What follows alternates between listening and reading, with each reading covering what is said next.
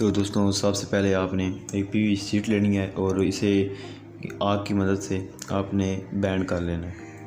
जिस तरह मैं